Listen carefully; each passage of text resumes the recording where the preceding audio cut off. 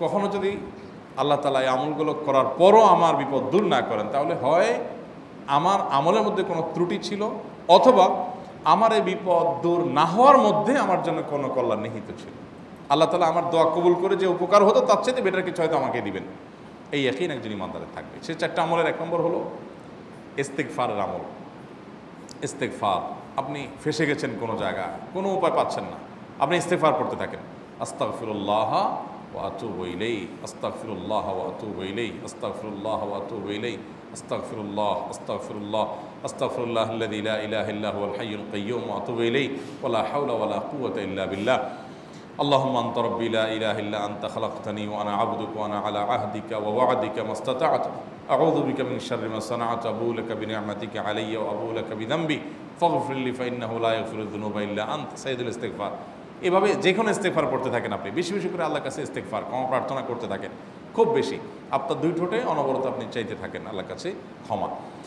এই ইস্তেগফার সম্পর্কে নবী করিম সাল্লাল্লাহু আলাইহি ওয়াসাল্লাম বলেছেন, মাল্লাজিমাল ইস্তেগফার, যে ব্যক্তি ইস্তেগফারকে আঁকড়ে ধরবে, আঁকড়ে ধরা মানে কি, এটা ছাড়বে না, সে পড়তেই থাকবে অনবরত। টয়লেটে যাওয়ার সময়টা, ঘুমের সময়টা, খাওয়ার সময়টা বাদে, অবসর নামাজের সময়টা বাদে সারাক্ষণ সে ইস্তেগফার পড়বে।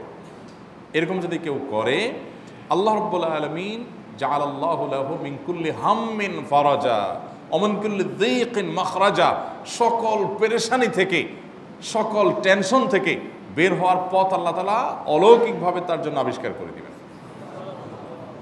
এবং আমি আমার জীবনে যেটা বলেছিলাম, বিস্তারিত বলতে চাই না, এরকম পরিস্থিতি আসছে যে চোখের সামনে কোনো আপাতত রক্ষার কোনো পথ আর খোলা নেই, এমন ভয়াবহ বিপদ।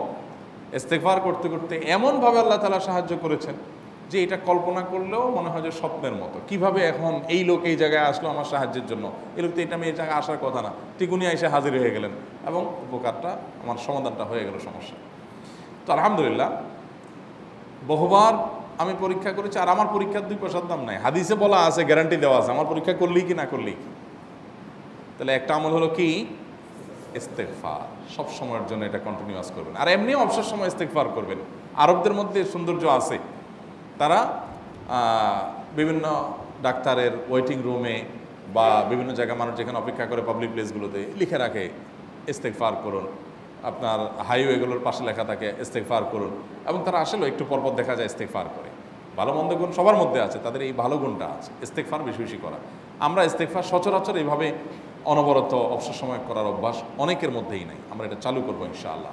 বিশেষ করে যখন কোনো সমস্যা হবে তখন ইস্তেগফার চলতে থাকবে মুখে অনবরত, ধীরে ধীরে মহব্বতের সাথে নিজেকে, নিজের পাপ অপরাধগুলোর কথা স্মরণ করে আল্লাহর কাছে মাফ চাইতে থাকবো, পেরেশানি দূর হবে ইনশাআল্লাহ। 1 নাম্বার 2, দুরুদ। নবী করিম সাল্লাল্লাহু আলাইহি সাল্লামের প্রতি দুরুদ পাঠ করা, এটা যদি আপনি নিয়মিত করতে থাকেন মহব্বতের সাথে, আল্লাহুম্মা সাল্লি আলা মুহাম্মদ ওয়া আলা আলি মুহাম্মদ কামা সাল্লাইতা আলা ইব্রাহিম ওয়া আলা আলি ইব্রাহিম ইন্নাকা হামিদুম মাজিদ, আল্লাহুম্মা বারিক আলা মুহাম্মদ ওয়া আলা আলি মুহাম্মদ কামা বারাকতা আলা ইব্রাহিম ওয়া আলা আলি ইব্রাহিম ইন্নাকা হামিদুম মাজিদ। আপনি একবার ছোট দুরূদ যদি পড়েন, সাল্লাল্লাহু আলাইহি ওয়াসাল্লাম, সাল্লাল্লাহু আলাইহি ওয়াসাল্লাম, আল্লাহুম্মা সাল্লি আলা মুহাম্মদ ওয়া আলা আলি মুহাম্মদ, শুধু এইটুকু পড়েন। জাযাল্লাহু আন্না মুহাম্মাদাম মা হুয়া আহলু, শুধু এইটুকু পড়েন। আপনি এইভাবে যেই কোনো দুরূদ নবী করিম সাল্লাল্লাহু আলাইহি ওয়াসাল্লামের প্রতি যদি পড়েন এবং পড়তে থাকেন অনবরত, ইস্তেগফারের পাশাপাশি দুরূদের ক্ষেত্রে নবী করিম সাল্লাল্লাহু আলাইহি ওয়াসাল্লাম বলেছেন যে এইটা তোমার জন্য যথেষ্ট হয়ে যাবে। তুমি যদি আল্লাহর কাছে আর কোনো দোয়া করতে না পারো, শুধু দুরূদটা পড়ো, তোমার সব পেয়ে যাবে, কিচ্ছু লাগবে না। এক সাহাবী বলছেন, রাসূলুল্লাহ, আমার দোয়ার মধ্যে দুরূদ কত পার্সেন্ট রাখবো? আমি তো আমার অনেক কিছু আল্লাহর কাছে চাইবো, দুরূদ মানে তো নবীজির জন্য দোয়া, মানে আমার জন্য তো আমি দোয়া করবো, আপনার জন্য দোয়া কত পার্সেন্ট করবো? 1/3, 1/4, তারপরে হাফ, এবার বিভিন্ন পার্সেন্টেজ বলছিলেন তিনি। নবী করিম সাল্লাল্লাহু আলাইহি ওয়াসাল্লাম বলেছেন যে হ্যাঁ, এর বেশি করতে পারলে আরও ভালো, আরও ভালো।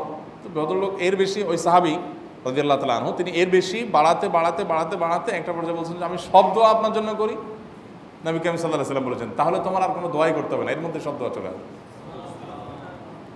কারণ আপনি যদি বলেন আল্লাহ আপনার নবীর প্রতি আপনি রহমত নাজিল করেন, আপনার নবীর প্রতি আপনি শান্তি নাজিল করেন, আপনি যেটা দোয়া করেন, তো আল্লাহকে আল্লাহর নবীর প্রতি আপনি রহমত নাজিল করতে বললে আল্লাহ তাআলা আপনার প্রতি রহমত নাজিল করবেন কি করবেন না? আপনি কাউকে খুশি করতে চান, কার কাছ থেকে কিছু আদায় করতে চান, তার ছেলেটারে যদি হাদিয়া তোহফা দেন, আদর যত্ন করেন, তো বাই ডিফল্ট অটোমেটিকলি ওই লোকের সিম্পেথি আপনার দিকে আসবে কি আসবে না? চোখ বন্ধ করে আসবে। তো আল্লাহর নবীর জন্য যখন আপনি দোয়া করবেন তখন আল্লাহ তাআলা আপনার মধ্যে রহমত নাজিল করবেনই, এটা নবী সাল্লাল্লাহু আলাইহি ওয়াসাল্লামের ওয়াদা।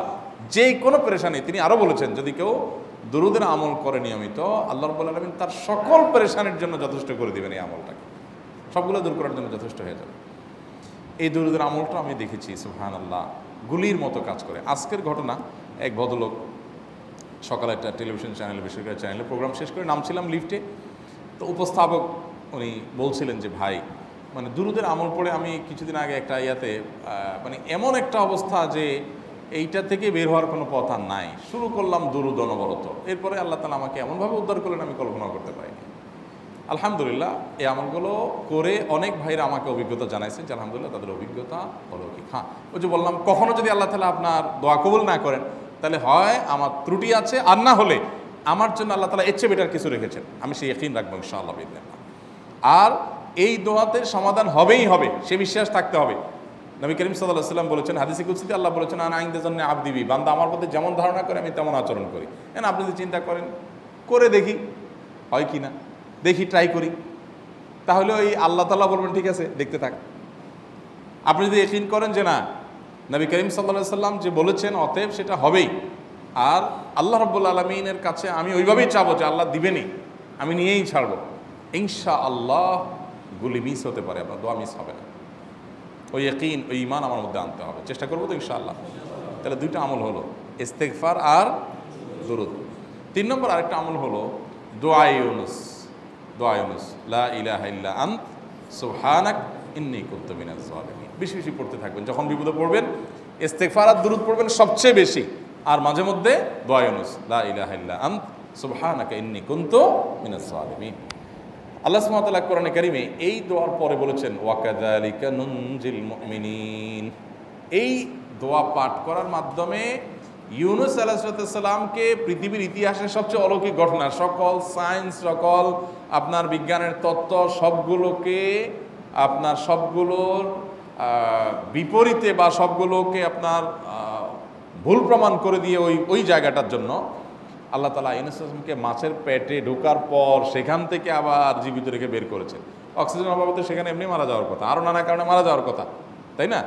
কিন্তু আল্লাহ তাআলা তাকে রক্ষা করেছেন, কারণ উনি ওই বিপদে পড়ার পর থেকে এইটা পড়তেছিলেন, লা ইলাহা ইল্লা আনতা সুবহানাকা ইন্নী কুনতু মিনাজ জালিমিন। তো আল্লাহ তাআলা কোরআনে বলেছেন এটা ইউনুস, তার নবী ইউনুস আলাইহিস সালামকে আল্লাহ তাআলা এর মাধ্যমে রক্ষা করেছেন, সেটা তার জন্য খাস না, এটা তার জন্য স্পেশাল না, বরং আল্লাহ বলেছেন ওয়াকাযালিকা নুনজিল মুমিনিন, এটা দিয়ে আমি তাকে রক্ষা করেছি, একইভাবে ঈমানদারদেরকেও এইটার মাধ্যমে রক্ষা করব।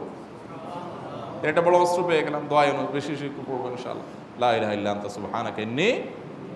আমার দেশে আবার দেখা যায় বিপদ হয়ে গেলে তখন হুজুর ভাড়া করে যে ভাই আপনারা সবাই মিলে এটা 1 লাখ বার পড়ে দেন, 1.25 লাখ বার পড়ে দেন, টাকা দিব আপনারা পড়ে দেন। আপনারটা আপনি পড়বেন ভাই, হুজুরদের কাছে দোয়া চান সমস্যা নাই, আর হুজুরদেরকে খাটায়া টাকা দিবেন কেন, এমনি টাকা দিবেন না দিয়া। আর এই দোয়া নিজে নিজে করতে থাকবেন। ইউনুস আলাইহিস সালাম ওই সময় কি লোক ঠিক করছিলেন যে ভাই আপনারা সবাই দোয়া ইউনুস পড়েন, আমি গেলাম, আমি মাছের পেটে গেলাম, আপনারা বসেন সবাই দোয়া ইউনুস পড়া দেন, করছেন উনি? ওনারটা উনি করছেন, তো আপনারটা আপনি শুরু করবেন দোয়া ইউনুস না। 4 নম্বর আমল হলো ইয়া যাল জালালি ওয়াল ইকরাম। এটা বিশেষ করে পাঠ করবেন। নবী করিম সাল্লাল্লাহু আলাইহি ওয়াসাল্লাম বলেছেন আলিযু বিয়া যাল জালালি ওয়াল ইকরাম। ইয়া যাল জালালি ওয়াল ইকরাম এইটাকে তোমরা আঁকড়ে ধরবে। ইয়া যাল জালালি ওয়াল ইকরামের মানে কি? এটা আল্লাহকে ডাকা, আর কিছু না, এবং হাদিসে বর্ণিত দোয়া, এটা মাসনুন দোয়া। ইয়া যাল জালালি ওয়াল ইকরাম মানে হে মহা ক্ষমতার অধিকারী, প্রতাপশালী এবং সম্মানের মালিক। এটা বলার মানে হলো আল্লাহর কাছে নিবেদন করা, যেহেতু আপনার প্রতাপ আছে, আপনার জালাল আছে, আপনার বড়ত্ব আছে, হে বড়ত্বের অধিকারী এবং হে সম্মানের অধিকারী, আপনার যেহেতু আল্লাহ তাআলা এটা, আপনার যদি এটা আছে, অতএব হে আল্লাহ আপনি আমাকে এটা দান করুন, আপনার সেখান থেকে আমার প্রতি রহম করুন, আপনার সেখান থেকে আমাকে, আপনার বড়ত্ব থেকে আমাকে আপনি হেফাজত করুন, আপনার একরাম থেকে আমাকে আপনি, তা দিয়ে আপনি আমাকে রহম করুন। তো সেই দোয়া আল্লাহ তাআলার কাছে নিবেদন করতে পারি, ইয়া যাল জালালি ওয়াল ইকরাম। এর পাশাপাশি তাহাজ্জুদের নামাজ এবং যে কোনো নফল নামাজ, কারণ নবী সাল্লাল্লাহু আলাইহি ওয়াসাল্লাম ইজা হাজাবাহু আমরুন সাল্লা, নবীজি সাল্লাল্লাহু আলাইহি ওয়াসাল্লামের কোনো পেরেশানি শুরু হলে আগে ওযু করে 2 রাকাত নামাজ পড়তেন, ওযু করে 2 রাকাত নামাজ পড়তেন। আমাদের যখন পেটে ব্যথা শুরু হয়, আগে কার কথা মনে পড়ে? ডাক্তারের কথা মনে পড়ে। যখন গায়ে জ্বর আসে সবার আগে মনে পড়ে কিসের কথা? নাপা। নাপা, ঠিক না? জ্বর আসছে গায়ে, সবার আগে আমরা কি চিন্তা করি? নাপা। নাপা আপনি চিন্তা করেন, খান, নিষেধ না তো, ওষুধ গ্রহণ করা সুন্নত। নবী সাল্লাল্লাহু আলাইহি সাল্লাম নির্দেশ করেছেন ওষুধ সেবন করতে, আপনি করেন, ভালো কথা। কিন্তু ইমানদার সব কিছুর আগে ব্যথা আসছে, তাহলে ব্যথার জন্য একটা ওষুধ দোয়া শিখেছেন, দোয়াটা আগে করবে, পাশাপাশি ওইটা করবে। এলো ইমানদারের কাজ। আমরা আজকাল ইমান থেকে অনেক দূরে সরে গেছি। আল্লাহ আমাদের সেই ইয়াকিন দান করুন।